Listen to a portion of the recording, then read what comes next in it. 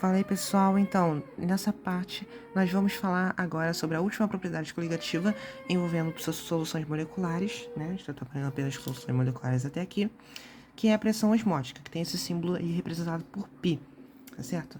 O que seria essa pressão? É a pressão exercida sobre a solução que impede a diluição dela, tá certo? Mas não vamos nos atentar quanto à descrição, vamos atentar mesmo ao aspecto quantitativo dessa propriedade, tá certo? Que é justamente essa fórmula que nós temos, onde π é a nossa pressão osmótica, que pode ser dada em atm ou milímetros de mercúrio, o V, que é o volume da solução, que é sempre dado em litros, tá certo?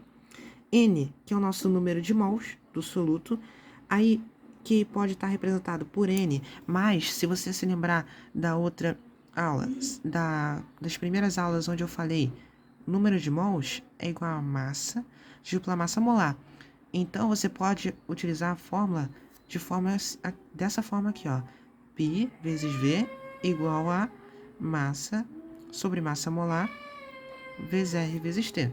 Essa fórmula também pode ocorrer você ter que usar ela, tá certo? Que é meio que uma consequência dessa daqui. O que seria o R? O R é a constante dos gases ideais. O R pode assumir dois valores.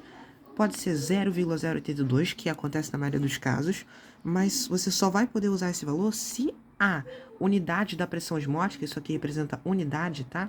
Esse colchetes aqui, tiver em atm, tá certo? Então, se a pressão osmótica tiver em atm, você vai utilizar o valor de 0,082. Agora, se a pressão osmótica tiver em milímetros de mercúrio, o valor que você vai ter que usar vai ser 62,3, tá certo? Tem esses dois valores possíveis. Agora, o T equivale à temperatura do local onde se encontra a solução, que geralmente você vai utilizar o valor em Kelvin. Só que nas questões, na maioria das vezes, o valor é dado em graus Celsius, tá certo? Que é o comum de utilizarmos aqui no nosso país. Só que, como na fórmula apenas é aceito em Kelvin, você vai ter que às vezes fazer a conversão. Então eu deixei aqui anotada a conversão para você fazer. Para você achar o valor da temperatura em Kelvin, você vai somar o valor da temperatura em graus Celsius, você vai somar 273. E isso você faz com que você ache o valor da temperatura em Kelvin. Agora vamos fazer exercícios para ver como que vai ocorrer essas duas aplicações aqui do R e também como que essa fórmula aqui vai se aplicar. Que, se você lembrar de química geral, ela é muito semelhante à equação de Clapeyron, né? Que geralmente é vista tanto na física quanto na química geral, para achar às vezes o número de mols de número de mols quando não se encontra as condições normais de temperatura e pressão, tá certo? Mas vamos atentar aqui essa aplicação nas propriedades coligativas. O que diz a primeira questão? A pressão osmótica do sangue na temperatura do corpo, 37 graus Celsius, ou seja, ele já deu a temperatura, 37 graus Celsius, é de 7,62 atm. Então, π 7,62 atm. Considerando todos os solutos de sangue moleculares, calcule a molaridade total do sangue. Aí agora a gente vai ter que lembrar o conceito do que significa molaridade. Molaridade, se a gente lembrar de Físico-Química 1, é o que? Trata-se do número de mols do soluto dividido pelo volume da solução, tá certo? Também representado assim, ó, entre colchetes sozinho. Então, se a gente analisar a fórmula π vezes V igual a nRT, o que a gente pode fazer? A gente tem o número de mols do soluto e tem o volume da solução. Se a gente passar esse volume para o outro lado dividindo, o que a gente vai ter?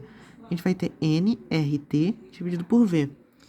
N sobre V é justamente a molaridade, como a gente viu, que é justamente a concentração em quantidade de matéria. Então, a gente pode substituir aqui. O π vai ser o quê? A molaridade vezes R vezes T. Agora, a gente pode aplicar os valores que a gente tem. O π, ele deu na questão, a pressão osmótica, que é 7,62. Ele quer saber justamente a molaridade. Então, vezes R. Qual vai ser o valor do R que a gente vai usar? A pressão está em atm, tá certo? Se a pressão está em atm, o R que a gente vai usar vai ser 0,082. E a temperatura, só que está em graus Celsius, a gente tem que usar para Kelvin. Então, vamos somar 273, que a gente vai achar o valor em Kelvin. Então, a temperatura que a gente vai usar vai ser 310 Kelvin, tá certo? 37 mais 273 vai dar 310. Essa vai ser a temperatura que a gente vai usar na fórmula. Agora, basta a gente resolver essa equação. A gente vai ter esse produto todo que está multiplicando, eu vou passar para o outro lado dividindo. Então, a gente vai ficar a concentração igual a 7,62 dividido por esse produto aqui, que é 0,082 vezes 310. Tá certo? Esse produto 0,082 vezes 310, se você fazer essa conta da calculadora, vai dar 25,42. Fazendo essa divisão aqui, você vai encontrar um valor aproximadamente de 0,3. Só que qual é a concentração, qual é a unidade? É mol por litro, tá certo? Porque aqui, ó, a gente está trabalhando número de mols e aqui volume, que é dado em litro. Então, a gente tem a unidade mol por litro, tá certo? Essa é a molaridade total do sangue, que a questão pediu. Vamos fazer mais duas questões ainda nessa aula, ok? Vamos fazer a segunda questão. Eventualmente, a solução 0,3 mol por litro, ou seja, já deu a molaridade, 0,3 mol por litro, é utilizada em injeções intravenosas, pois tem pressão osmótica próxima do sangue. Qual a pressão osmótica em atm da referida solução a 37 graus Celsius? 37 graus Celsius vamos converter para Kelvin, ou seja, somando 273, a gente tem a temperatura 310 Kelvin. Se você reparar, é meio que uma questão inversa à anterior. A única diferença é que na questão anterior ele dava a pressão e pedia a concentração. Agora ele dá a concentração e ele pede a pressão. Então, como ele quer a pressão em atm, o nosso R vai ser 0,082. Então, vamos aplicar a fórmula.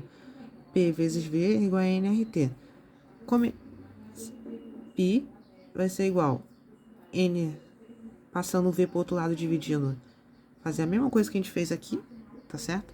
Então, a gente vai ficar Pi igual a concentração. Isso aqui vai ser a concentração. Então, a gente tem que já deu 0,3 vezes o R, 0,082, vezes a temperatura, que é 310.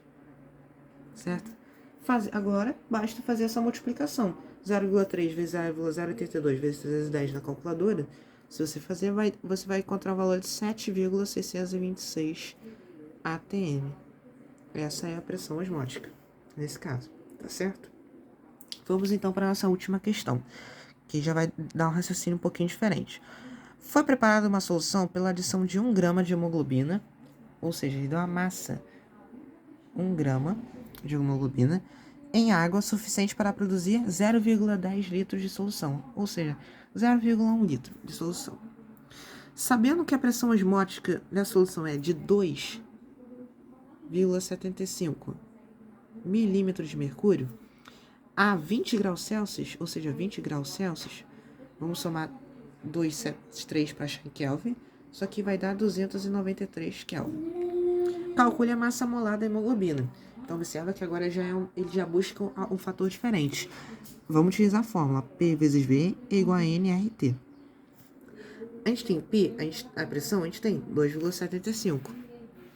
A gente tem volume? Tem 0,1. Só que a gente tem número de mols? Não. Mas a gente tem a massa, não tem? Então, a gente pode substituir o número de mols por massa sobre massa molar. Tá certo? Só que a massa a gente já tem, então eu já vou substituir aqui, 1, que é 1 grama. Agora o R, a gente está trabalhando a pressão em milímetros de mercúrio.